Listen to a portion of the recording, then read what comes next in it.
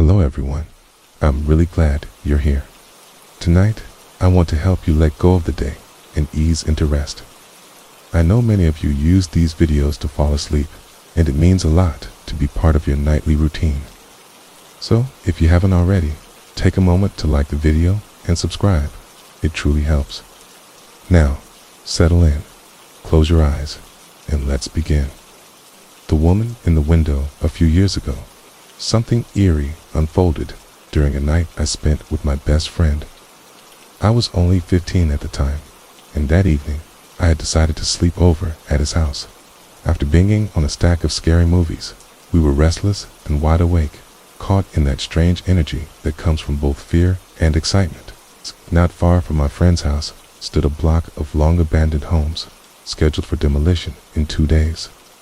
The entire area was fenced off, plastered with warning signs that read, "Do not enter." Each house was boarded up, their windows and doors sealed tight, as if the entire neighborhood had been shut away from the world, left to crumble in silence. Temptation got the better of us. We decided to take a walk near the old block and snap a few photos, imagining how thrilling it would be to capture something creepy on camera. My friend knew of a small gap in the fence, just wide enough for us to slip through unnoticed. As we wandered along the cracked pavement, a stillness hung heavy in the air, like the place itself was holding its breath. We scanned each house for a way to peek inside, but every door and window was secured by wooden planks nailed in deep. Then, on the second floor of one of the houses, we noticed a window that wasn't completely covered. There was just enough of an opening for us to see into the shadowy room beyond. We raised the camera and took a quick photo, curious to see if anything unusual might appear. At that moment, we saw nothing in the room, only dust floating in faint streams of light. Satisfied with our small adventure, we slipped back through the fence and returned to my friend's house, toweling onto his bed. We scrolled through the pictures on his digital camera, laughing at our shaky, poorly framed shots. Then, suddenly, all laughter stopped. In one photo, standing in the partially open window, was a woman. She wore a brown raincoat, her skin pale as moonlight, her long black hair draping over her shoulders like a dark veil. Her expression was haunting, a deep sadness carved into her features. Her eyes seemed empty, yet heavy with something unspeakable. We froze. Neither of us had seen her when we took the picture. The house had been silent, and every entrance had been sealed shut. Sleep was impossible that night. The next day, in broad daylight, we returned to the house to confirm what we already feared. Again, we found no way inside. The planks nailed over the doors and windows were firm, weathered but intact. No one could have entered or exited. Yet, there was no denying what the photograph showed. The unease followed me home like a shadow. Every time I closed my eyes, I saw her face, those hollow eyes staring out from the darkness. My dreams became restless, filled with visions of her silently watching from windows I didn't recognize. I avoided looking out my own window after dark, terrified I might see her there too, waiting in the shadows for me to notice. Weeks passed before I dared to show the photograph to my older brother. He laughed, saying it was probably a trick of light or a smudge on the lens, but deep down, I knew better. There had been no light or reflection that could form such a vivid figure. Her presence in that room had felt real in a way that defied logic. Eventually, the old block of houses was demolished and replaced by modern homes, filled with laughter, light, and life. But sometimes, I wonder if tearing down the walls set her free, or if her sorrow still lingers, drifting from house to house, seeking someone else to capture her gaze in a single, haunting photograph. To this day, I can't bring myself to delete the photo. It remains hidden in a folder on my computer, like a secret I'm too afraid to confront, yet too drawn to forget. And whenever I find myself near an abandoned building, I look away, reminding myself that some windows are meant to stay closed, and some faces are not meant to be seen twice. The Babysitter's Secret. This story isn't my own, but it comes from a close friend of mine from Japan to protect his privacy. I'll call him Rita. It happened when Rita was around 11 or 12 years old. At that age, he was a cheerful, kind-hearted boy who always seemed to draw people in. He was also considered a rather attractive kid, and, as a result, he had his fair share of admirers. But one admirer stood out, not because of her charm, but because of how deeply unsettling her attention became. Her name was Ayano, and she was 17 at the time, several years older than Rita. She was someone he vaguely knew from down the road, and until this, he had never given her much thought. That changed when Ayano began following him. At first, her presence was subtle, a fleeting glimpse of her walking behind him on his way home, or her standing across the street near his school, pretending to wait for someone. But soon, her interest became impossible to ignore. She started messaging him obsessively, sometimes over 20 times a day. The messages began innocently enough. "Be safe. Are you all right? Sleep well." Rita thought it was strange, but he brushed it off. Then, her words began to shift. Instead of casual greetings, she sent eerie messages like, "Don't skip lunch today." "I know you didn't eat yesterday." Or, "Your sister must be hungry. Why don't you give her something before she cries again?" Rita's unease grew. How could Ayano know such personal details? Terrified, he stopped using his phone altogether and avoided social media. He hoped that cutting off contact would end her fixation. But Ayano wasn't done. His mother was often away for work, so Rita and his little sister were usually cared for by babysitters. One afternoon, when his regular babysitter couldn't make it, a new one arrived. To Rita's horror, it was Ayano. She seemed polite and cheerful, looking after him and his sister with care, but Rita felt a deep sense of dread. Something about her smile didn't feel right. It lingered too long, as if she knew a secret she wasn't sharing. Over the following weeks, Ayano grew unusually close to Rita's mother. One day at school, she approached Rita with news that froze his blood. She claimed his mother had asked her to watch over him while she traveled abroad for a week. Rita hesitated, his gut screaming that something wasn't right. Ayano assured him it was his mother's wish, and reluctantly, he agreed to go home with her after school. When they arrived at her house, her parents were nowhere to be seen. The quiet of the house pressed in on him like heavy air. At first, nothing seemed unusual. Ayano was friendly, even playful. But the games she wanted to play grew increasingly strange.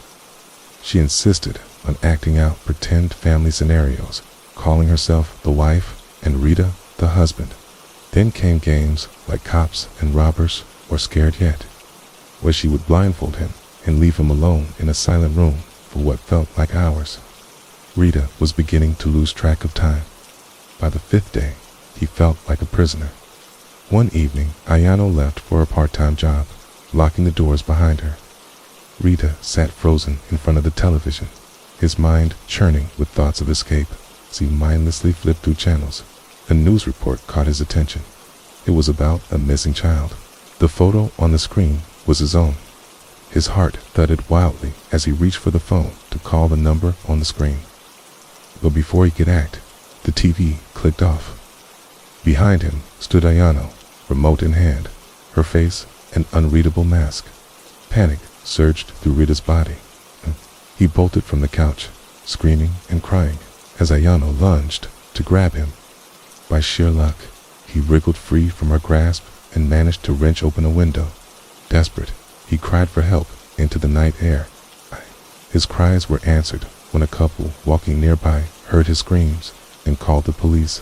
Moments later, officers arrived, breaking into the house and finding Rita blindfolded and tied up in her room.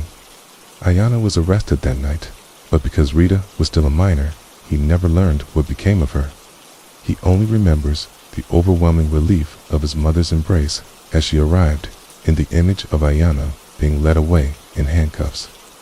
Not long after, Rita and his family moved to Australia, hoping for a fresh start. But even now, as an adult, the mere sound of Ayano's name makes him shiver. In his nightmares, Rita still sees her smile, that same soft, calm smile that seemed so harmless, yet hid intentions too dark to imagine. He often wonders how close he came to vanishing forever, just another face on a missing poster. And though he lives a world away from where it happened, he swears he can still feel her eyes on him, watching from the shadows of memory. The smiling man, about 5 years ago. I lived in the downtown area of a major U.S. city. I've always been more of a night person, and while my roommate preferred to sleep early, I found myself wandering the streets at night to pass the time and clear my head. For 4 years, I strolled through the dimly lit streets and quiet parks after midnight, and never once felt a reason to be afraid.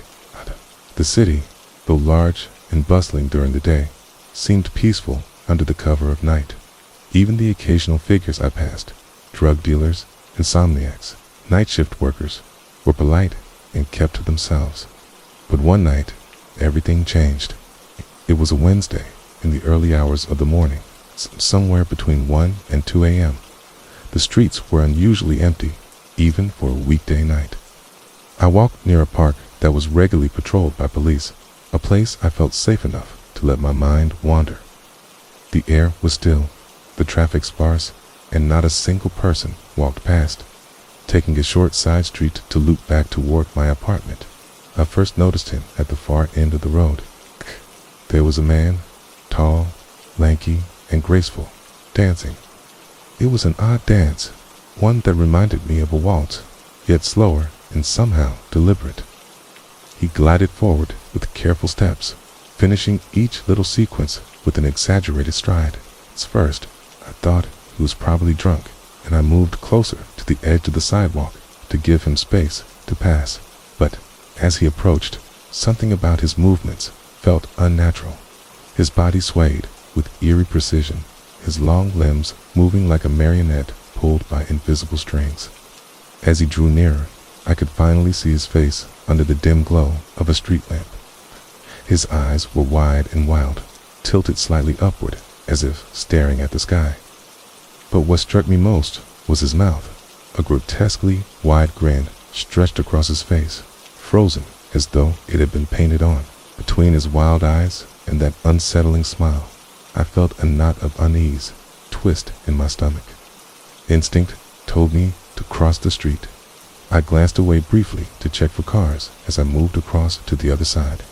When I looked back, my heart skipped a beat. He had stopped dancing. He was standing completely still, 1 foot in the street, perfectly aligned with me on the opposite sidewalk. Oh, his head was still tilted skyward. I could feel that he was somehow watching me. I began walking again, trying to keep my pace steady, but I didn't take my eyes off him. He remained motionless as I put some distance between us. Then I looked away, just for a moment, to check the sidewalk ahead. When I turned back, he was gone. Relief swept over me briefly before it was shattered by a chilling sight. He had crossed the street and was crouched low, peering at me from the shadows. Even in the dim light, I was certain he was facing me. I hadn't looked away for more than 10 seconds. How had he moved so fast? I froze, unable to move or speak as he began advancing toward me again. This time, he crept forward with exaggerated, tiptoed steps, like a cartoon character trying to sneak up on someone. But he moved too quickly, and his every movement was silent. Panic gripped me, rooting me to the ground. He closed the distance until he was no more than a car length away, still smiling that impossibly wide smile and staring at the sky as if in some strange trance. Desperation gave me my voice, and I tried to sound forceful, but what came out was a trembling, pitiful whisper. What? What do you want? My own fear rang in my ears. He didn't answer. He didn't move. He just stood there, smiling. Then, without warning, he turned slowly on his heel and began to dance away down the street, his movements smooth and deliberate as before. Not wanting to turn my back on him, I watched him retreat until he was almost out of sight. Relief began to unfurl in my chest until I noticed something horrifying. He wasn't retreating anymore. He had stopped dancing. Slowly, the silhouette of his tall figure grew larger again. He was coming back, and this time he was running, sprinting toward me with long, bounding strides. Aaron took hold, and I ran too. I didn't look back as my feet pounded the pavement. Okay? I didn't T-stop until I reached a brightly lit main road with passing cars and signs of life. When I finally dared to glance over my shoulder, the street behind me was empty. He was gone. For 6 more months, I lived in that city, but I never walked alone at night again. That haunting grin, those wild eyes, they still visit me in my dreams. And to this day, I wonder what might have happened if I hadn't run when I did. The photos on the bed. In the mid-1980s, my mother worked as a house cleaner in Australia. Her days were spent tidying homes in suburban neighborhoods and, on occasion, the rural wine regions outside the city. Most of her clients came through referrals or word of mouth, but she would also leave business cards in local shops to attract new customers. One afternoon, she received a call from a woman who sounded to be in her 60s. The woman requested that my mother clean her farmhouse, an isolated property surrounded by fields. The lady had an odd way about her voice calm but unsettling, and she made several peculiar demands, including that they not meet in person before the job. She insisted she leave the house keys under the doormat. Although my mother was wary, she accepted. The woman offered more money than my mother typically earned in a week, enough to quiet her suspicions. That Monday, my mother drove out to the property. The long, winding driveway was lined with overgrown trees, their bare branches scratching at her car as she passed. The farmhouse finally appeared ahead, sitting alone in the middle of a vast and empty field. The house was old, its paint peeling and windows shuttered, but there was something strangely elegant about it too, like it held memories of a life now gone. She found the keys under the doormat as promised and stepped inside.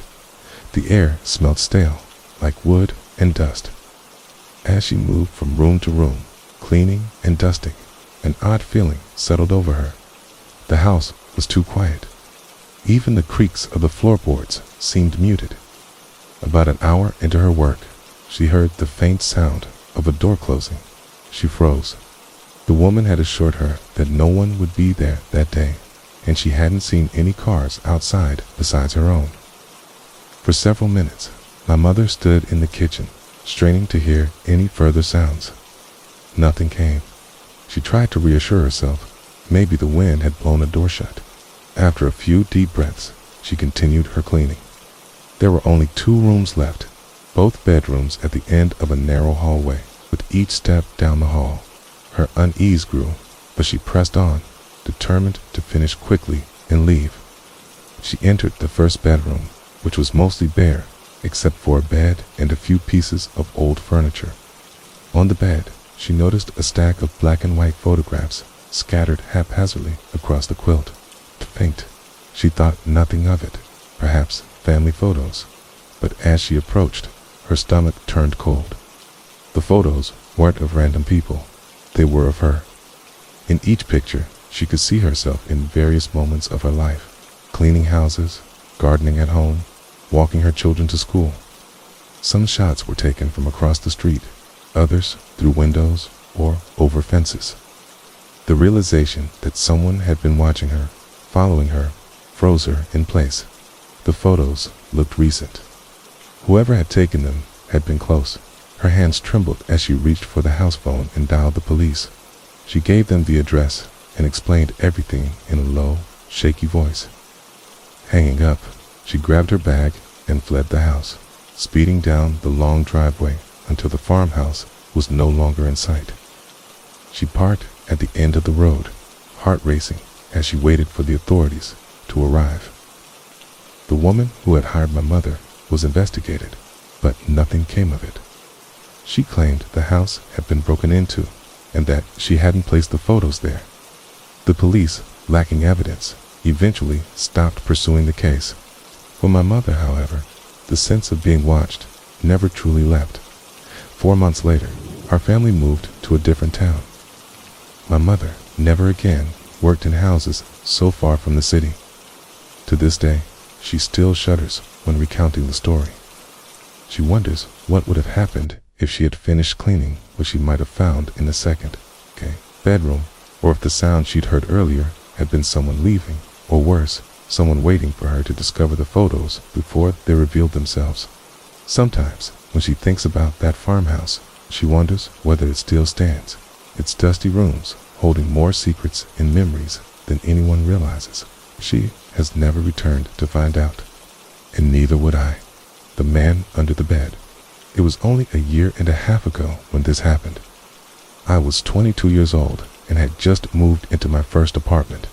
It was a small but cozy space, perfect for starting fresh on my own. That day, I was busy settling in, carrying boxes and arranging furniture. My apartment door locked automatically whenever it shut, a feature I considered both convenient and secure. In the middle of unpacking, I decided to take a break and check my mailbox. Grabbing my keys, I stepped out, still on the phone with a friend as I walked down the hall.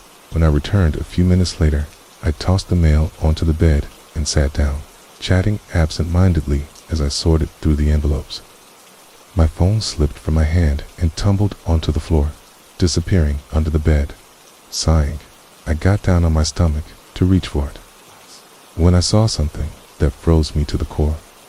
There, lying completely still under my bed, was a man. His back was to me, his knees curled toward his chest, and his head tucked down so I couldn't see his face. My mind went blank, my heart pounding so loud I thought it would give me away. For a moment, I wondered if I was hallucinating, but no, it was real. Someone was under my bed. Fighting the rising panic, I forced myself to think rationally. I picked up my phone, forcing my voice to sound as calm as possible. Sorry, I dropped my phone. I'm going to take a shower and call you back. My friend replied casually, unaware of the terror in my voice. Slowly, I stood up, careful not to make a sound, and walked to the bathroom. Once inside, I locked the door, turned the shower on, and moved silently to the window. With shaking hands, I pushed it open and slipped out, landing softly on the grass below. My apartment was on the ground floor. Thank God, I ran barefoot across the street and ducked behind a parked car, keeping my eyes on the front door. Pulling out my phone, I called the police and explained everything in a whisper. They told me to stay put and wait for them to arrive. The minutes dragged on like hours. The summer sun was fading and the shadows around the building grew longer. Then, to my horror, I saw movement. The front door opened and a thin, disheveled man stepped out. His clothes hung loose on his frame and his hair stuck out in wild tufts. Even from a distance, I could see his eyes. They looked empty, yet frantic, like a trapped animal. A moment later, the police arrived, swarming the building. 2 officers grabbed the man as he tried to slip away, while others rushed into my apartment. One of them later told me the man had been standing silently outside my bathroom door with one of my kitchen knives in hand, waiting for me to come out. It turned out he was a homeless man who had slipped in behind me when I went to get my mail. He'd been hiding under my bed for who knows how long, watching and waiting. They took him away, and I learned later that he was committed to a mental hospital. That night, I couldn't bring myself to sleep in the apartment. Even after changing the locks and adding extra security, the thought of someone lurking so close, hidden in the shadows of my own room, haunted me. The safety I'd felt in my new home was gone, replaced by a constant unease. To this day, whenever I drop something near the edge of a bed, I hesitate before looking underneath. That small space between mattress and floor is no longer harmless. It's a reminder that sometimes the scariest things aren't imagined. They're real, and they're closer than you think. The mask in the snow when I was 21. My girlfriend and I decided to spend a few quiet days at my family's vacation mobile home. It was deep in the woods, surrounded by thick trees and untouched snow. That winter, a heavy snowstorm blanketed the area, isolating us even more from the world. It felt like the perfect escape. just the two of us, bundled up in blankets, sitting on the couch near the heater and watching late-night television as the wind howled outside. The mobile home had always been a safe haven for me, a place filled with childhood memories. But that night, it became something entirely different. The door to the home didn't lock properly. My grandfather had rigged a temporary solution before he left the last time, placing a few cinder blocks and heavy furniture against the door as a makeshift barricade. It wasn't ideal, but we didn't think much of it at first. After all, we were surrounded by nothing but forest for miles, and no one ever came out this way. At least, that's what we believed. As the storm raged on outside, my girlfriend suddenly went still. She grabbed my arm, her eyes wide, and whispered, "Did you hear that?" I shook my head, trying to reassure her.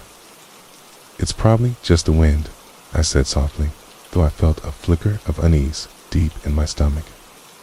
5 minutes passed, and then I heard it too, a faint scraping sound coming from outside.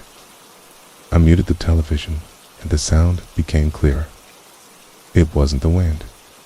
It sounded like someone was moving around near the small shed we kept for the lawnmower and tools. My car was parked just outside, and the lights inside the mobile home were still on. If there really was someone out there, they would know we were home. My girlfriend whispered urgently, "You need to check, Gaia," but I shook my head. "There's no way I'm going out there," I told her, my voice lower now. Something about the sound felt wrong, calculated, like someone intentionally dragging their feet. The noise stopped abruptly, leaving only the soft hiss of the snowstorm outside. A few minutes later, I felt brave enough to peek out. I shut off the inside lights, crept to the window, and carefully moved the blinds.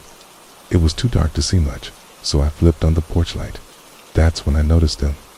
In the fresh snow leading to the backyard, there were footprints, human footprints. They weren't the scattered, clumsy tracks of someone lost in the woods. These were deliberate, heading straight toward the back of the mobile home. My pulse quickened as I moved to the rear window and opened the blinds, heart pounding so loudly I thought it would give me away. Standing there in the backyard, just beyond the reach of the porch light, was a man. He was dressed in all black, his face hidden behind a white Guy Fawkes mask. He didn't move. He didn't wave, simply stood still, his head tilted ever so slightly as though he was listening to us. My girlfriend gasped, and I yanked the blinds shut, whispering frantically for her to get to the bedroom. I grabbed my grandfather's old hunting rifle from the closet and began pushing the cinder blocks, chairs, and anything heavy I could find against the door. Once the front was barricaded, I turned off all the lights and joined my girlfriend in the corner of the bedroom.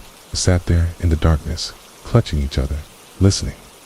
Then came the sound we feared most, a single, heavy bang at the front door. The man didn't try the knob. Instead, he slammed against the door once, then again, testing our barricade. We held our breath, praying the makeshift barrier would hold. After a few moments, the banging stopped. Silence returned, broken only by the storm outside. I stayed awake all night, clutching the rifle and staring at the door, while my girlfriend trembled in my arms. At first light, we packed our things and left. As we trudged through the snow to the car, we saw a fresh set of footprints leading from the front door back into the woods. The man had been there, watching, waiting. To this day, I've never gone back to that mobile home. My grandparents still visit from time to time, and they swear nothing was ever taken or broken. But I can't shake the feeling that if I hadn't been awake that night, the outcome could have been far worse. The voice upstairs. Back when my grandmother was still alive, I had a daily ritual of walking down the block to her house to help with little chores and to keep her company. She was a cautious woman, always double-checking that doors and windows were locked, often reminding me to do the same. One winter afternoon, as the sun hung low in the sky, I decided to visit her at the usual time. The air felt unusually still, and as I approached her home, I noticed something odd. The front door was unlocked. That was unlike her. Pushing the door open, I called out softly, "Grandma, okay?" No answer came back, but I heard faint noises upstairs, drawers opening and closing, cabinets being shifted. I assumed she was tidying up in her bedroom, so I stepped inside, shutting the door behind me. The house felt cooler than usual, and an odd tension seemed to hang in the air. As I walked up the creaky wooden staircase, I called out again, my voice slightly louder this time. "Grandma, it's me." When I reached the landing, I saw her bedroom door slightly ajar, and through the narrow gap, I could hear the distinct sound of furniture being moved around. Just as I was about to step closer, the door slammed shut with startling force. I froze, my heart pounding in my ears. That's strange, I thought. My grandmother rarely shut doors abruptly like that. I knocked gently, asking, "Grandma, are you okay?" And that's when my phone rang. Startled, I pulled it from my pocket and glanced at the screen. It was my grandmother's number. Confused, I answered. On the other end, my grandmother's familiar voice came through, warm and cheerful, as always. "Sweetheart, don't come over today. I decided to walk to my seniors club for the afternoon. I'll be gone for a while." My body went cold, and a sinking dread filled my chest. I turned slowly to glance at the closed bedroom door, my mind racing. If my grandmother wasn't home, then who was in her room? Trying to keep my voice steady, I replied, "Okay, Grandma, I'll see you tomorrow." I spoke out loud toward the bedroom, trying to sound casual. "Grandma, I'll be downstairs getting a snack." I crept quietly into the kitchen, grabbing a large knife from the drawer with trembling hands. My fingers dialed 911 as softly as possible, and I whispered to the dispatcher what was happening. Within minutes, though it felt like hours, the sound of police sirens echoed outside. I stayed crouched in the kitchen until the officers burst through the front door, their heavy boots thudding against the floorboards as they ascended the stairs. Loud crash, and then the deafening bang of a gunshot rang out, making me flinch. When the paramedics arrived, they wheeled out a man, his face pale and lifeless. To my shock, I recognized him as my grandmother's next-door neighbor. Later, I learned he had been watching her for weeks, waiting for her to leave. That afternoon, when he saw her walking down the street, he must have decided it was the perfect time to break in. He had been rifling through her jewelry and hiding near the door, armed with a knife, ready to attack anyone who came inside. If my grandmother hadn't called me at that exact moment, I might have walked straight into the room and straight into his trap. That thought alone has haunted me ever since. The sound of her voice on the phone, calm and ordinary, may have been the only thing that saved my life. Now, whenever I visit that house, even though it's filled with warm memories of my grandmother, I can't help but feel uneasy. I always check the doors, the windows, the closets, because I know all too well that danger doesn't always announce itself. Sometimes it waits in silence, just behind a door, the closet door. It was late evening when my wife and I pulled into the driveway after a quiet dinner out. The sky was dark, and the house stood in stillness as we stepped out of the car. I froze mid-step when I noticed something that sent a shiver through me. The front door was wide open.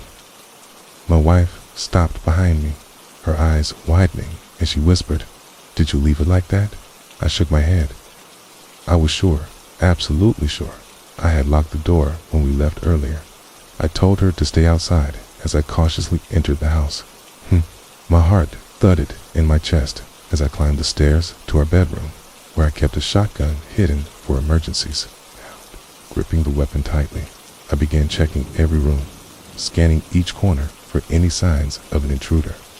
Upstairs, everything seemed untouched. I moved down to the main floor, then to the basement. Nothing. No movement, no missing items, no indication that anyone had been there at all. When the police arrived, they inspected the home carefully, but found no evidence of forced entry.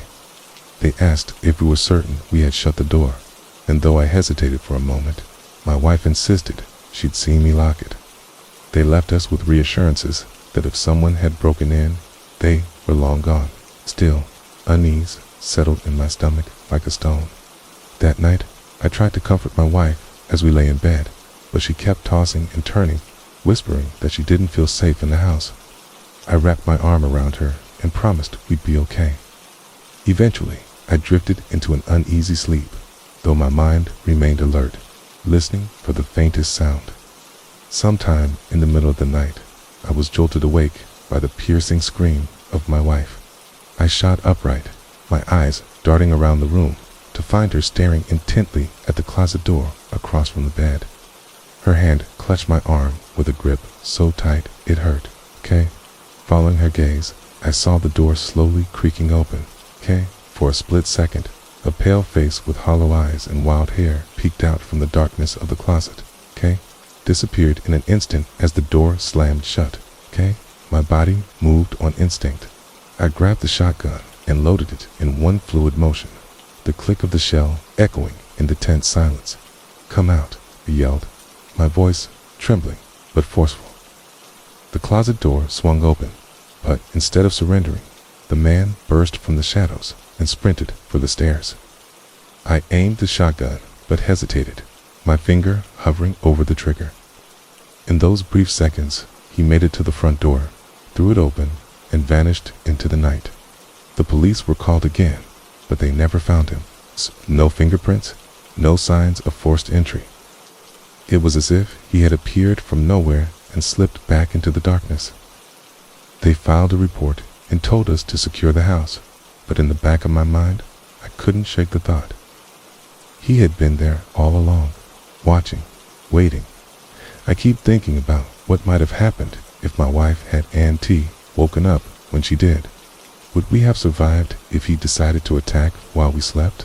That image still haunts me every night.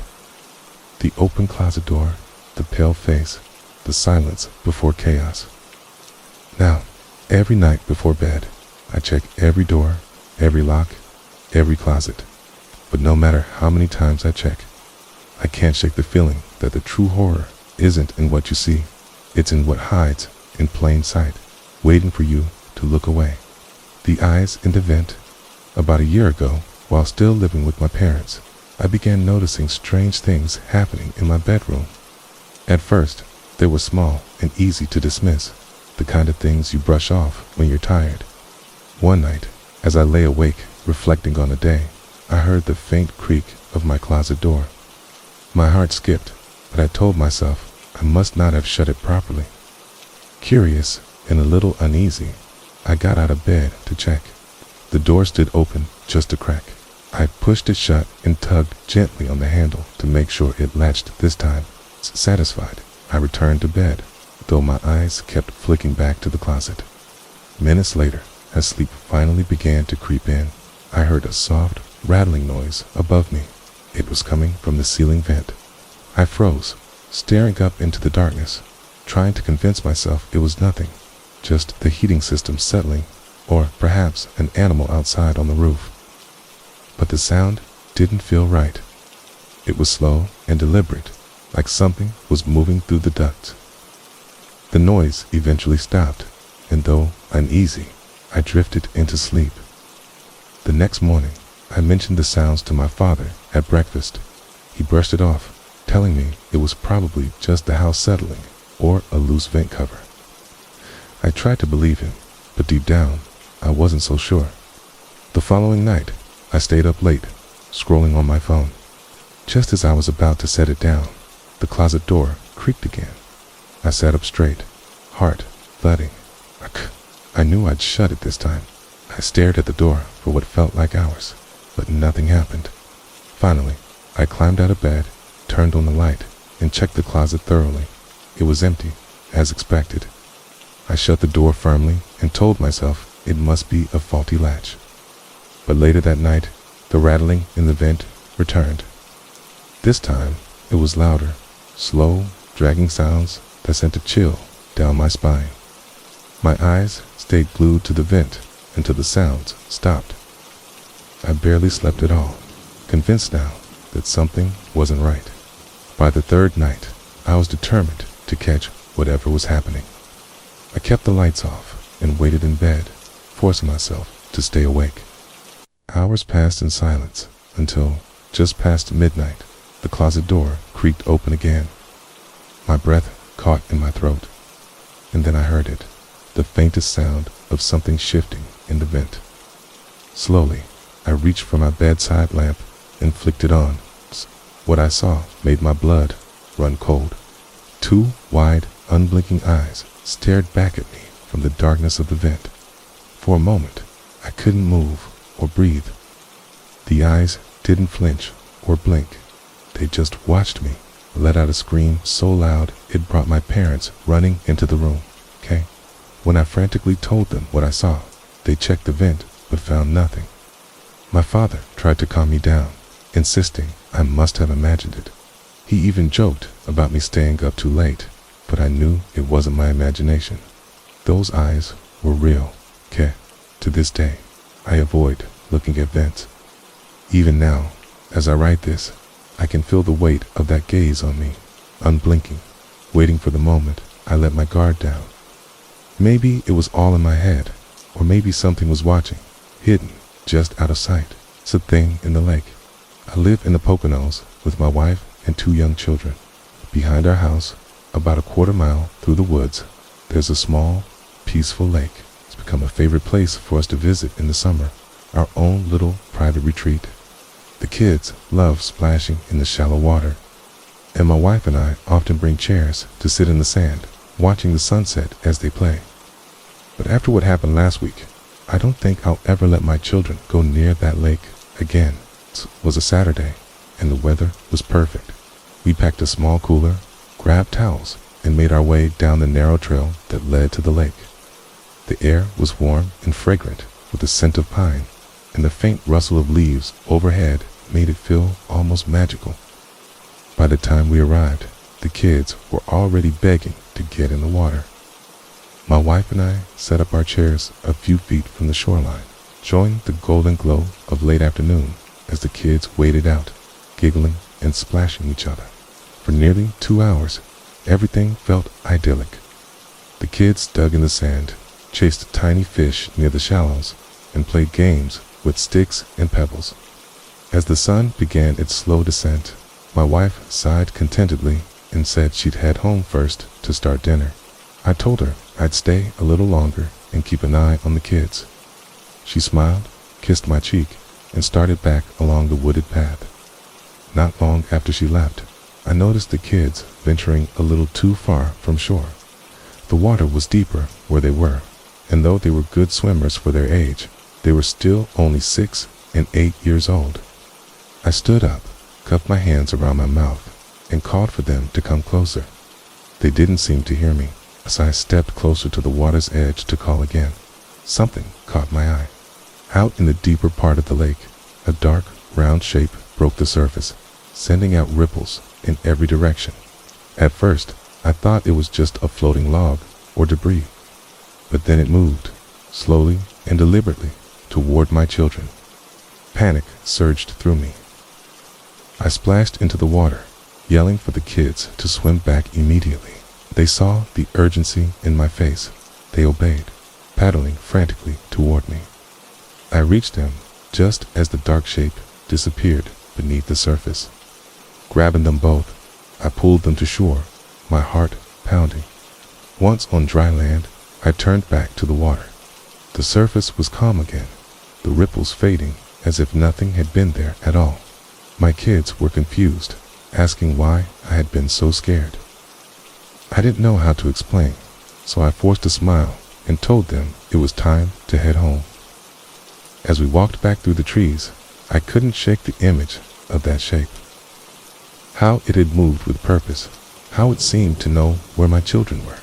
After dinner, when the kids were asleep, I couldn't rest. I grabbed a flashlight and quietly slipped out of the house, making my way back to the lake. The woods felt different at night, darker and heavier. When I arrived, I shined my light across the water, scanning for any sign of movement. At first, there was nothing but stillness. Then came a sound, a soft splash, as though something large had surfaced. I froze as my beam landed on a figure standing in the water. It was humanoid, but wrong. Its long, black hair clung to its pale, featureless face. Its arms hung limply at its sides, and though I couldn't see its eyes, I felt them fixed on me. For a moment, neither of us moved. Then, with a jolt of terror, I realized it wasn't standing. It was floating, its feet just inches below the surface. Akata, the flashlights slipped from my hand, plunging me into darkness. I didn't wait to see what it would do. I ran, crashing through the underbrush until I burst into the warm safety of my home, slamming the door behind me. To this day, I haven't told my wife or kids what I saw. But at night, when the house is quiet, I find myself staring out the window, wondering if it's still there, watching, waiting.